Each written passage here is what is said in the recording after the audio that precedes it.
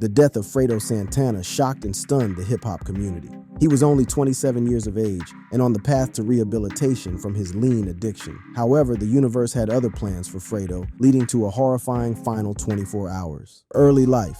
Santana was born on the 4th of July and grew up in Chicago. He was raised by his grandma, great-grandma, and his aunt. He grew up in Parkway Gardens, an area today which is infamously known as the O Block, and is an area designated as Chicago's most dangerous block in terms of shootings between 2011 and 2014. Santana's father was around but largely absent from his upbringing. This is partially due to his father being a member of the Chicago gang, the Black Disciples. Santana even shared a picture of his largely absent father cradling him as a baby with a gun in his hand. Growing up, Fredo was a creative and aspirational person, but living in an area that America had turned its back on. In an interview with Vice, he said, "I used to draw. I've been drawing since like 5 years old. I stopped drawing and I guess rapping came about. I've always been happy, but I wasn't happy with the surroundings. My aunties and my mama and my neighbors. The community, just the black community. The culture, how it just keep going and keep going. The poverty, all that. I wasn't happy with that." Ultimately, Fredo was not happy with the life of poverty his family was living, so he did what most people from his background were forced to do.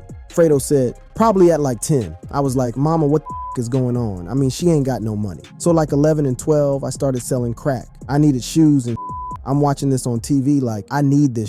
I can't be wearing the same shoes having holes in my shoes. So I started selling drugs to support myself. Becoming a drug dealer meant that he was taking the burden off his family and buying things for himself, like socks and drawers. It started as a lookout. Then you grow into knowing what you're doing. It's up to you. You could work for other people or become a boss at a young age. You can buy your own work wholesale like anything else and go sell it.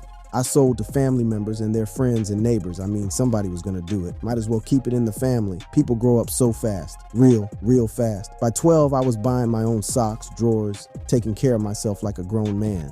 He got locked up at just 12 years of age and had his first ever mugshot. At 14, he was charged with assaulting one of his own teachers. Let's just say Fredo was anything but the teacher's pet. In one of Fredo Santana's songs, he raps, "2006 when I first started popping pills. In this year, Santana was only 15 or 16 years old, and it just foreshadowed the beginning of what was yet to come. Fredo was going down a dark path, and on his 17th birthday, he got his first ever tattoo. While most people get their first tattoo on their wrists and arms, or maybe somewhere parents won't see, Fredo has his first tattoo on his face. When asked why he got his first tattoo on his face, Fredo said, "All or nothing. That's it." It was clear that Fredo was not dead set on getting an office job and was either going to live out on the streets or hip-hop. Drug dealing was something that would bring in some money. However, he had aspirations beyond selling crack on a street corner. "I told myself when I was little, you're young, you're 10 years old, no bullshit. I'm gonna be the biggest drug dealer in Chicago, or I'm gonna be the biggest rapper. I'm gonna be the biggest movie star. I'm gonna make something. I need to be just big." While drug dealing is usually portrayed in a negative light, for some, Fredo's drug dealing was seen positively, in the sense that he was doing whatever it took to provide for his family. DJ Ken lived in the area and said he was a very stand-up dude, getting paid and giving money to his family, trying to survive. He'd been like that before the rap. He's got character. People looked up to him. While Fredo's life seemed hopeless at this time, there were people in his inner circle who could drag him out of the hood. During his teens, Santana became even more friendly with his cousin Keef and his friend Tavares. These two kids would grow up to become Chief Keef and Lil Reese, the Glow Gang. Fredo is 5 years older than Keef and 3 years older than Reese. As Fredo explains, "Keef's my little cousin. We grew up with each other. And Reese, we went to the same school. I was like about 3 grades older than Reese. We went to the same school, but I've been knowing him since forever, since we was little, and it's just we in the same organization, it's just we on different blocks. Reese, he grew up over there, I grew up over here. Keef grew up over there on Old Block, that's on 64th, King Drive. I'm right there on 61st, but it's all right there by each other, you know." And during this time, his cousin Keef started rapping, which really inspired Fredo. Here was someone else with the same sense of aspiration and ambition as him. During this time, Fredo was well known in the streets, so he helped Keef get more familiar with gang culture, whereas Keef was more into music and mentored Santana to develop his rapping skills, as he explained. "Then when I started hanging with Keef a lot, when he started hanging on the streets, I was like, well, I gotta start hanging with him because that's my cousin. I know I do the street scene, so I gotta be with him, that's my cousin. So now I start hanging with him more. more, and he showed me a lot of things with rap,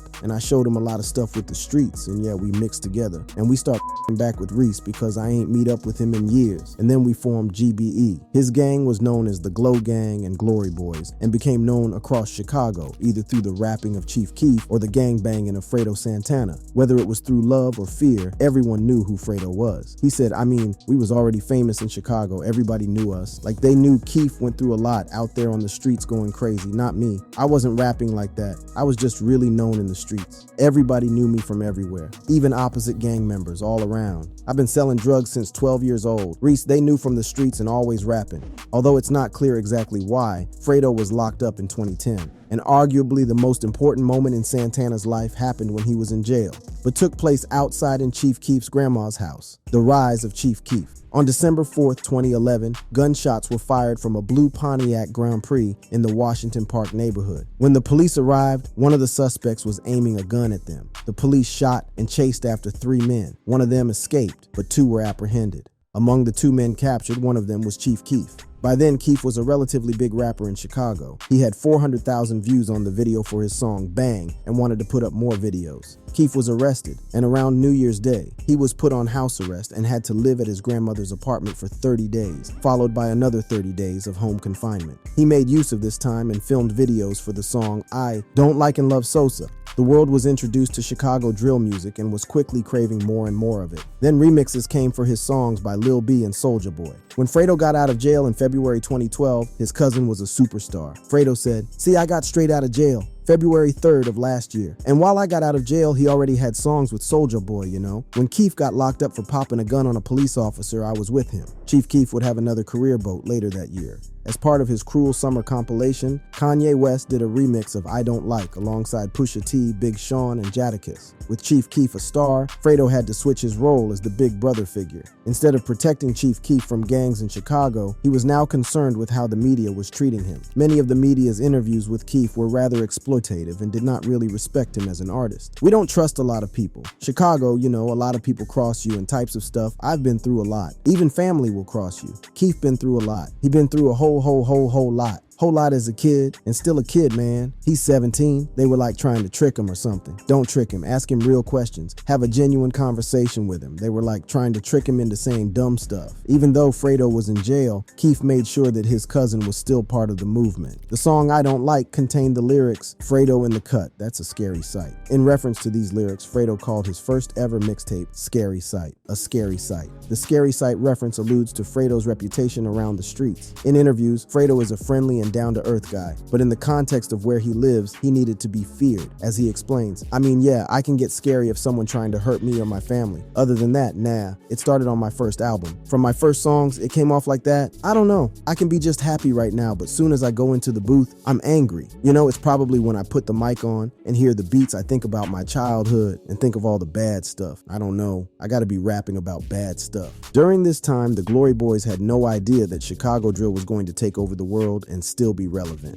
10 years on, it was a case of striking while the iron is hot, and Keef, Santana, and Reese were all releasing mixtapes. However, the fact that Keef got signed to Interscope proved that there was definitely a future and longevity in their music. As part of that deal, Interscope bought their label, Glory Boys Entertainment, where Keef and his manager owned 40% of the shares each. The remaining 20% went to a guy named Anthony H. Dade, Keef's uncle, and his cousin Fredo Santana. Lil Reese and the producer Young Chop were also signed to the label. With this deal, GBE was set up and could leave the hood. As his popularity grew, Fredo continued to play up the image as a scary sight. He released a mixtape in 2013 called Fredo Krueger, in reference to the famous horror villain Freddy Krueger. And in September that year, Fredo starred in Drake's video for Hold On, We're Going Home. Fittingly, Fredo was asked to play the villain and starred as the man who kidnapped Drake's girlfriend. And while Drake probably has aspiring rappers flooding his DMs, it was Drake who got in touch with Fredo. As Fredo said, "He contacted me. Drake followed me on Twitter for a year and a half now. We've been talking for a little minute. He hit me over the phone. He hit my line. As you may know, the video is inspired by the movie Scarface and even featured the same actor who played Manolo in the original movie. This shooting was in complete contrast to the early drill music videos, which worked on a shoestring budget." Fredo also asked if he was going to collaborate musically with Drake, who was perhaps at the peak of his powers at that time. When being interviewed, Fredo wasn't afraid to say that he rated himself as a rapper and was perhaps not given the praise that he was due. "They sleeping on me just because Keef and Reese and Dirk, they over overshadow me because they came out first. I ain't even gonna lie, I'm better than all them put together, and I tell them this in their face, and they know that. Soon Fredo would launch his debut album, Trappin' Ain't Dead. Fredo would go on to prove himself with his debut album, Trappin' Ain't Dead. When making music, Fredo made sure he did not glorify the life he was leading and wanted people to know the struggle that he, Keef, and Reese had to go through. The album featured Chief Keef, Pee Wee Longway, and most importantly of all, Kendrick Lamar. The fact that he did not look out of place alongside a top-tier lyricist like Kendrick just showed how talented Fredo was. It was this cosign particularly that showed that Fredo wasn't just Chief Keef's cousin, but a talented artist in his own right. But for Fredo, working with Kendrick was still not enough. He said, "I still don't feel I did it. I gotta do the numbers. Billboard, man, I gotta do numbers." And even more importantly to him, his music had to resonate with the streets.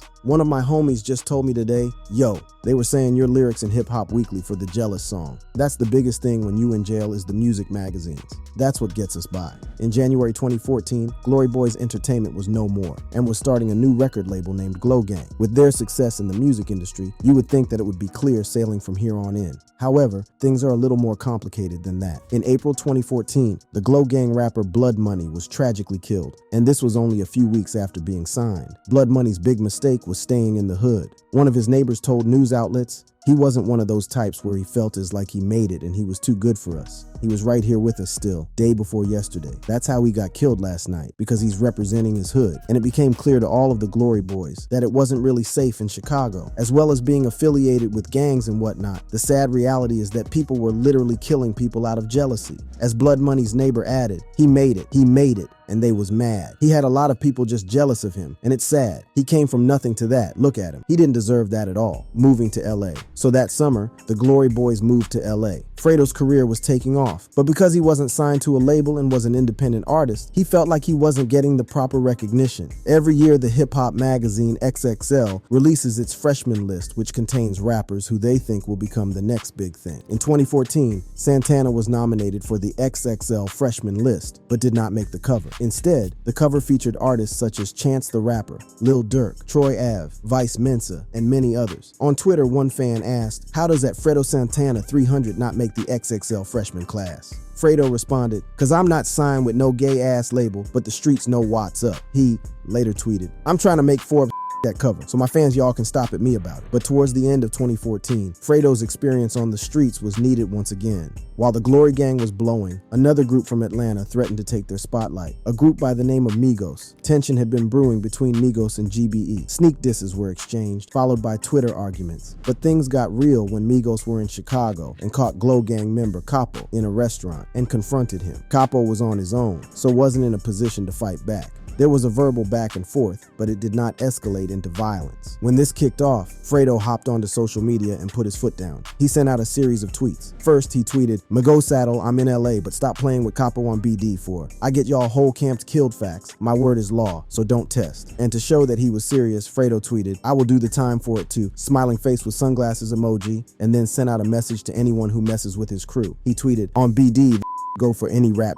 You will die playing with me, and I will go to jail without a care. I'm the right MF to play with on BD, all fact." And finished up with, "And whoever riding with him is an enemy, and I hope y'all know what I do to enemies." Smiling face with horns emoji. Migos and Glow Gang would meet once again in December. And to the relief of fans on both sides, they shared this image. Both of them appeared to have squashed the beef. It's unclear what part Fredo played in this, but they did not pull up on another member after he put his foot down on Twitter. And while this truce between Glow Gang and Migos was good to see, the Glow Gang seemed to have other enemies. And another tragedy occurred. In July 2015, Capo was killed in a drive-by in Chicago. Additionally, the shooting resulted in a 13-month-old boy being fatally struck by a vehicle fleeing the gang-related attack. It was a truly horrific moment for everyone involved. The sad reality is that it simply wasn't safe for the Glow Gang to be seen in their home city. Added to that, Chief Keef was effectively banned from doing shows in Chicago. According to Keef, "I've got friends in Chicago who have told me about all the shows that were shut down before they had a chance to take place." The threat of violence was so concerning that in Chicago's neighboring city of Indiana, police banned a concert where the main act was a hologram of Chief Keef, the entrepreneur. But away from the drama of Chicago, the Glow Gang could focus more on their business. And as the journalist Merk Murphy pointed out, in LA, Fredo could be the entrepreneur Chicago wouldn't allow him and his drill cohorts to be. In November 2016, California voters approved Proposition 64, which allowed the legal use of marijuana for adults. This prompted Fredo to start his own weed company. People may not be listening to drill forever, and this This would provide an additional source of income. He also started Savage Squad Records. On this label, he signed Gino Marley, C-Dye, South Dakota, and Boss Top. Fredo had finally made it out of Chicago and was becoming a successful entrepreneur. This could have been the beginning of something beautiful, but life had other plans for Fredo. In March 2017, Fredo suffered a seizure and was diagnosed with idiopathic epilepsy. With this type of epilepsy, seizures can be triggered by stress, a lack of sleep, and excess alcohol consumption may trigger seizures. Fredo suffered from a heavy lean addiction. However, it's difficult to conclude for sure that this seizure was related to it. I can't find a direct link between drinking lean and these seizures, but this addiction certainly didn't help. What I did find is that 30 to 40% of sufferers of epilepsy have it through genetics, and it is something they are born with. And sometimes it can be a bit of both. According to the University of Chicago, experts believe that in many cases, genetic predisposition combined with environmental conditions lead to epilepsy. Fredo was clearly an addict, but it's important not to look at Fredo's drug addiction in isolation. Fredo was not simply taking drugs to have fun and get high. It was also a response to the trauma he experienced in his life. In September 2017, the rapper Russ wore a t-shirt that said, "How much Xans and lean do you have to do before you realize you're a loser?" Santana responded with, "Until I can stop thinking about my dead homies and the trauma that I've been through in my life, that's when I'll stop." According to Green Hill Recovery, people who suffer from emotional trauma are more likely to struggle with addiction because they might use substances to numb the pain, deal with PTSD, or escape. And a month after Fredo sent that, Fredo was in the hospital once again. He sent out a heartfelt post on Instagram that he was struggling, but on the mend. He wrote, "Been in here since Friday. Doctors say kidney failure and liver failure. I'm getting back to normal. Sorry to all my fans, Turbo Bandana will not be dropping tomorrow due to my health issues. Thanks for everyone who prayed. I wouldn't wish this on my worst enemy." He also tweeted, "Hopefully I can be the face to show this to slow down, and we got our whole life ahead of us. Being rock stars, getting high, I got PTSD. I was running from my old life trying to get high. I didn't want to face them demons. I'm getting help. I might just go to rehab." And XXX Temptation even paid him a visit. Fredo suffered from kidney and liver failure, a common consequence of a lean addiction. According to Bayview Recovery, when people misuse over-the-counter drugs, it can cause severe internal organ damage to the liver and kidneys. If you are abusing cough syrup in any form, you may need addiction treatment and recovery. This was seen as a wake-up call for Fredo, and he vowed to change his ways. Fredo seemed to be on the road to recovery, but sadly, this was not to be. Fredo's last hours. As we close in on Fredo's final days on this earth, we see a man who is trying to better himself and is excited about releasing new music. As it was the new year, the rapper Mozzie announced that he was no longer sipping lean. As words of encouragement, Fredo commented underneath his Instagram post with, "I'm almost 60 days clean, bro, that lean." And moving further into the new year, he continued to work on his album. On January 16th, he tweeted, "Walking Legend 2 is my favorite project and I only got 7 songs done so far. Fire emoji, fire emoji. Can't wait till it's finished and complete. Sadly, this project would never get completed." 3 days later, Fredo's girlfriend called over to his apartment at 11:30 p.m. and rather traumatically, she finds him dead on the floor. Fredo was just 27 years old when he passed and had a baby on the way. And when news got out that he had passed, many people were quick to conclude that this was connected to his previous health problems and lean addiction. Before even the autopsy report would come out, people assumed that, like many addicts, Fredo had gone off the wagon and was back sipping lean. But there was no proof of this, and people were just putting 2 and 2 together. In the aftermath, Fredo's death shocked the world of hip-hop. Record producer Maxo Cream posted, "Damn man, I'm lost for words, right? Now I'm crying my ass off, Fredo, I love you." $1 AP Nast wrote, "My dog for life, I'm hurt on everything. Crying emoji, angry emoji."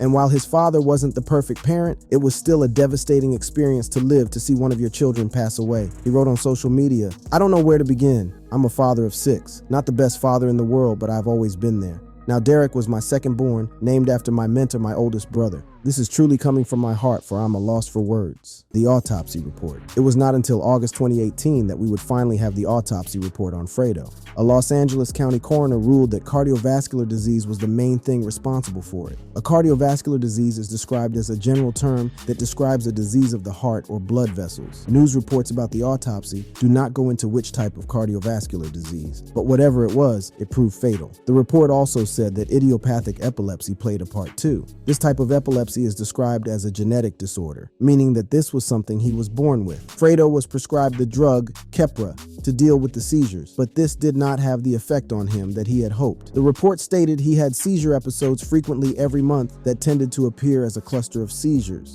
and sadly, Fredo did not seek medical intervention after each seizure episode. In 2020, Chief Keef tweeted how frustrated he was by people saying that his cousin died from lean addiction. He wrote, "Say my cousin died of lean again, and he didn't, I'm beating they ass." Fredo certainly had issues that were related to his addiction, but also issues that were genetic, and he spent the last months of his life trying to recover from his addiction and get himself back on the right path. But ultimately, the legacy of Fredo Santana is undeniable. Drill music started off in Chicago, but has now made its way to all four corners of the world, and Fredo played a part in this movement. As one of its early pioneers, he clearly has left an imprint on music that most musicians would only dream about. As Mayan Garvey in Billboard writes, "There's a whole generation of young rappers raised on Santana. Without him, there is no 21 Savage, no Lil Uzi Vert, no Playboy Carti. His influence evident from the delivery to the lingo to the face tattoos. For his family and his friends, out in Chicago, he will be remembered as the older brother figure who looked out for his family and friends. So for his regular fans, this is definitely something we can learn from the legend that was Fredo Santana." Thank you so much for watching. Please click on some of the videos you see in front of you now for more deep dives into hip-hop's finest, just like this one you just watched.